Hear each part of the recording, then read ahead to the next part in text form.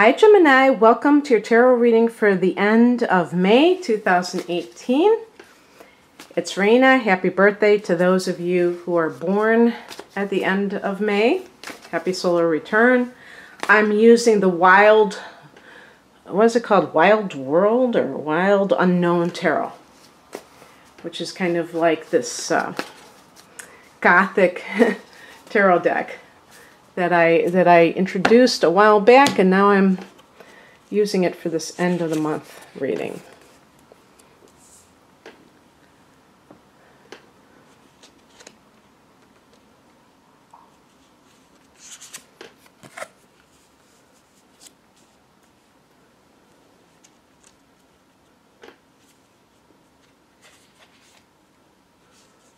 The only thing is, okay, I'm going to use this card as the base of the reading. It was stuck together, so this will be the base of the reading, and I'll put, I have these divided into piles.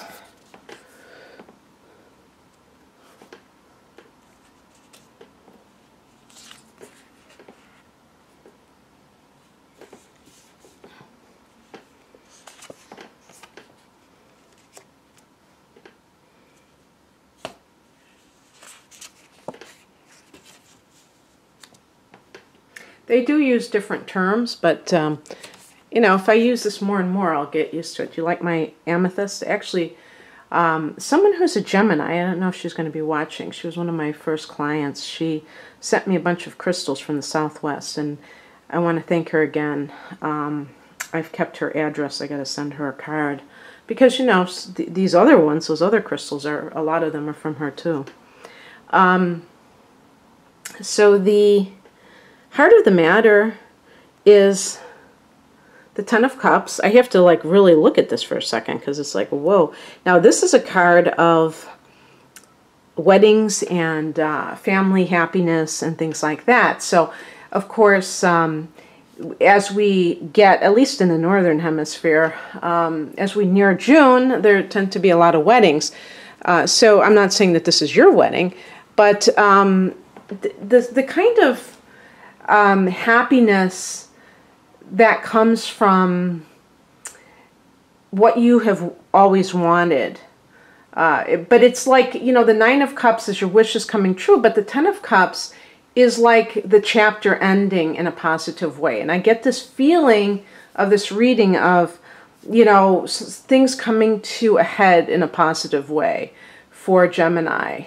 It's like the pot at the end of the rainbow type of thing for you. And however that plays out for you, because this is cups, we do tend to think of relationships because of the emotions involved, but that can also be generated by anything that makes you happy. Maybe you find your dream house and it makes your whole family really happy because you feel like you're going to be having this refuge from the world that really resonates with how you feel. Like maybe the style of the house, the area it's in, whatever. So it can generate positive feelings within you, even though like it's a material thing that you're getting. So I'm going to leave that up to you, but it's a very positive card of the Minor Arcana, let's put it that way. I have to read these very carefully because I almost thought this was Four of Cups. Of course I could count them. That would make sense. But somebody was pointing out to me in one of my prior readings with these cards, oh, why did you say it was a 4 when it was actually the 3 or something like that? So, oh, well, this is wonderful because speak of the, I'm not going to say the devil, the angel. We got the Nine of Cups. So, wish fulfillment. Now, in the, I'm reading this as a challenge, but it's kind of a nice challenge because it's still going to be very positive. The Nine of Cups can get a little bit iffy when somebody takes something too far. So it can be like warning against maybe you're getting a little bit full of yourself. If you feel like you've been vindicated, like your good fortune has really shown that you are worthy of receiving it. Maybe it's a relationship, for instance, and there's somebody in your life who has been negative towards you, and you want to kind of rub it in their face. Yeah, I got this person. I'm getting married and you're not. Like maybe even a sibling or something like that. You know, it's like resist the urge to be smug about your good fortune, because it's not a good thing to do. Because you have to be grateful. You have to be in a good place, and you are in a good place. You're attracting good things to you, but it's just a question of not, too much of a good thing. And that's another thing about the Nine of Cups, because the 9 connects to, if I'm not mistaken, yeah, it has to, because the 9 connects to Jupiter. The 9th house is the house Jupiter rules in astrology. And one of Jupiter's traits is going overboard, exaggerating, indulgence, overdoing. And you can overdo anything, even things that are good. So just be moderate. But it doesn't mean that you can't be happy. Of course you can be happy. And if you've had some kind of success or some kind of good fortune, don't feel like, ashamed of it. But you don't have to go and rub it in people's faces either. And let's look at what may have caused all this good stuff. The Queen of Wands. So this may be some kind of, especially if you're a female, this may be, I don't know why it's a snake. Some of these illustrations are quite confounding to me, but it's beautiful. They're beautiful illustrations. The Mother of Wands corresponds to the Queen of Wands, which corresponds to the sign of Sagittarius, if that means anything to any of you Gemini people, the opposite sign of you. But this can be like a career woman, and this could definitely be if you're a female Gemini, but maybe even a male. I was thinking of that song by Shania Twain, Man, I Feel Like a Woman. But the female energy, men have the divine feminine within them too. And that combination of the male and the female can be like a leader who's also sensitive. So if you've gotten some kind of a promotion and that's why you're so happy, because you're making more money and you have a more responsibility at work and more prestige or whatever it is, you just feel good about yourself. There's a sense of confidence with this card. Now, you may have gotten pregnant or given birth, and maybe that's the queen energy being represented. You would probably be, if that's true, you'd probably be rather than a stay-at-home mom, you'd probably be like a a working mom. Or if you're a man, a working parent too, because the wands oftentimes do refer to career matters. And yet you may be celebrating that you are expecting or something like that.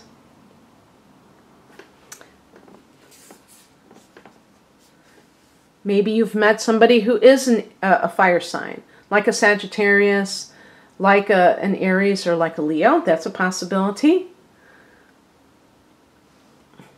The spiritual message is represented by the world, and this is what one of the cards I was talking about when I was saying about endings, because actually there is a full moon in Sagittarius at the end of the month, and on the 29th, and that would be in Gemini's house of relationships.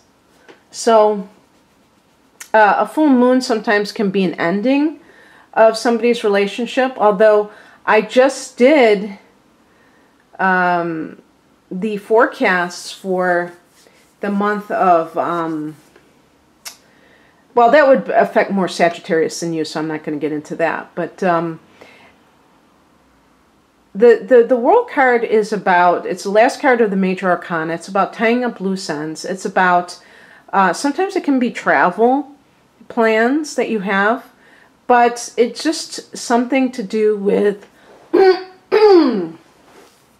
some sort of culmination, wrap up, graduation. Maybe that's another thing. Maybe some of you have really had to go through a lot to graduate from college, or get your master's or doctorate, and it was a long ordeal, and you're celebrating it because it's something that was you didn't think you would be able to stay the course. And with the Nine of Cups, it's like, don't celebrate too hard when you're closing down the bar or something. But yeah, I mean, there's definitely the spiritual message is that you have ended a cycle in your life. Even though this is your new solar cycle, you're ending something else, some of you perhaps. And so it's like honoring that. If you have gotten divorced, or you have an impending divorce, you may be celebrating that. I mean, it may not be that you're broken up about it. Maybe that's what the Ten of Cups is about when it's talking about family harmony. That now that you and a spouse have taken up separate residences, your children are happier. So all of that is a possibility. And it's all about, you know, honoring these different cycles in life. Now, this is another card I have to figure out here. I think these are wands. This would be the Eight of Wands. And this would be talking about, this is a card of advice. And this is about being ready for new opportunities to just crop up out of nowhere. Because the Eight of Wands is about things just spontaneously heating up, a lot of activity all of a sudden, and sudden opportunities that if somebody snoozes, they will lose. And you may be feeling like things have come to a lull, and then all of a sudden everything is thrown at you, but in a good way, because wands represent, they could be career opportunities, there could be new love opportunities suddenly coming in if you are single, and it's just about your flexibility. And you do have a lot of flexibility and the ability to drop everything at a moment's notice, but just for those people who may be like ready to like chill out for a minute, it's saying don't rest too quickly because you might be doing a lot more. So what is coming in is represented by the Eight of Cups. I guess that's the cups. And it's interesting how they depict it. I thought I've seen that before, because they almost make it like some of the cups are being kind of eaten up by that shadow or whatever that black stuff is. Now, the Eight of Cups is about leaving what no longer serves you. Isn't it interesting that in this reading, I have gotten the 8, 9, and 10 of Cups. And you might say, oh, well, that's because you didn't shuffle. Well, I've been doing this particular reading. I've done multiple readings with this deck. So even if these are relatively new cards, but they're not going to show up in sequence like that because I just got them. I've done, several sets of videos, I think, with these cards. So the progression of the 8, 9, 10 of Cups is very interesting, and it's like the 8 starts the ball rolling, because the 8 is about knowing that you're not happy where you are. And so you're prompted by your emotions to go after something better. It's like following your bliss. But there's a sense of leaving something behind. I like to think of this card as a spiritual quest too, where you are looking for meaning in your life. And for Gemini, sometimes it's easy to kind of glide on the surface of your emotions and not dig too deeply into them. I always associate the 8 of Cups with Scorpio. So if there's a person in your life who's very influential who is a Scorpio, maybe that's the person that you are turning to. And it doesn't have to be a romantic relationship. It can just be somebody who you really feel gets you and is a great friend or advisor to you in times like this, times of transition. And the outcome is the Queen of Pentacles, which is a card of, it's a domestic card. So this could be, you know, home energy, and let me think here.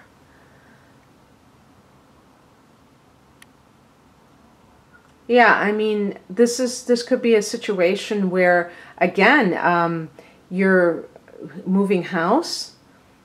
You have something to celebrate in that regard, and you're feeling that sense of domestic bliss with the Ten of Cups there. If you have gotten hitched and you are now with this other person, or maybe it's like you're moving in with this person. It doesn't have to be a wedding per se. But there's that sense of you and this person having this new life together, and that includes a new home. And then you're starting anew, and everything is full of happiness, as shown by that Ten of Cups. So very positive reading, Gemini, and I hope you enjoyed this. If you'd like a private reading, please click on the link below. Take care. Bye.